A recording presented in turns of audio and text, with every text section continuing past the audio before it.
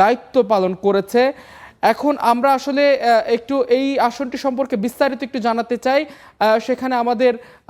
আমাদের প্রতিনিধি রয়েছেন, আমরা তার কাছ থেকে জানতে চাই আসলে আপনি বগুড়া ৬ আসন তো নিয়ে কাজ করেছেন এবং বগুড়া ৬ আসন নিয়ে কিন্তু আসলে সেখানকার জনগণের এক ধরনের উচ্ছ্বাস রয়েছে, কারণ তারেক রহমান প্রথম ওই জায়গায় নির্বাচন করতে যাচ্ছেন। তো সেখানকার সবশেষ পরিস্থিতি কি, নির্বাচনকে কেন্দ্র করে একটু আমাদের জানাবেন।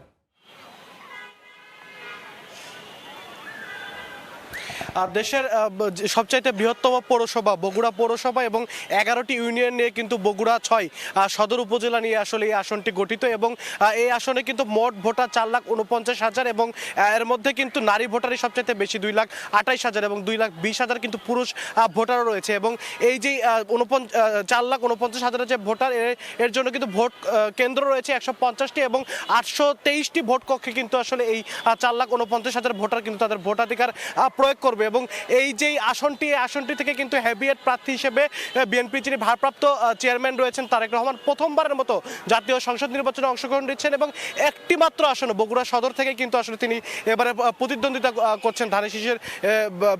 এছাড়াও কিন্তু তার প্রতিদ্বন্দ্বী হিসেবে আবিদুর রহমান সোহেল, যিনি 2014 সালের অংশগ্রহণমূলক উপজেলা যে নির্বাচন, সেই নির্বাচনে কিন্তু বিপুল ভোটে ভাইস চেয়ারম্যান হয়েছিলেন জামায়াতের পক্ষ থেকে দাঁড়িপাল্লা মার্কায় তিনি প্রতিদ্বন্দ্বিতা করছেন। এছাড়াও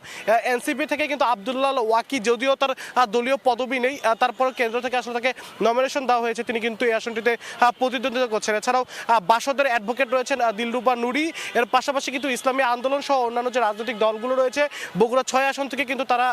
এর প্রত্যেকের কিন্তু প্রার্থী রয়েছে এবং ইতিমধ্যে আমরা দেখেছি যে বিশেষ করে বিএনপির ভারপ্রাপ্ত চেয়ারম্যান তারেক রহমানের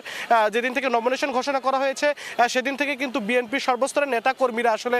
জেলার সাবেক বর্তমান নেতাকর্মীরা দলীয় একটি বলয় তৈরি করে কিন্তু তারা পুরো যেই জেলা সদর আসনটি রয়েছে 11টি ইউনিয়ন এবং পৌরসভার 21টি ওয়ার্ড জুড়ে কিন্তু তারা আসলে তাদের যে নির্বাচনী প্রচারণা সেটি কিন্তু শুরু করেছেন এবং অপরদিকে জামায়াতের প্রার্থী হিসেবে আমরা দেখেছি যে তারাও কিন্তু তাদের বিভিন্ন এবং তাদের এর একটি সাংগঠনিক কাঠামো অনুযায়ী নানা বলয় তৈরি করে কিন্তু তারা আসলে পুরো আসনটি জুড়ে তাদের নির্বাচনী প্রচারণা চালিয়ে যাচ্ছেন। তবে এনসিপি কিন্তু এখনো আনুষ্ঠানিকভাবে তাদের প্রচারণায় আসেনি এবং বিএনপির প্রার্থীরা আশা করছেন,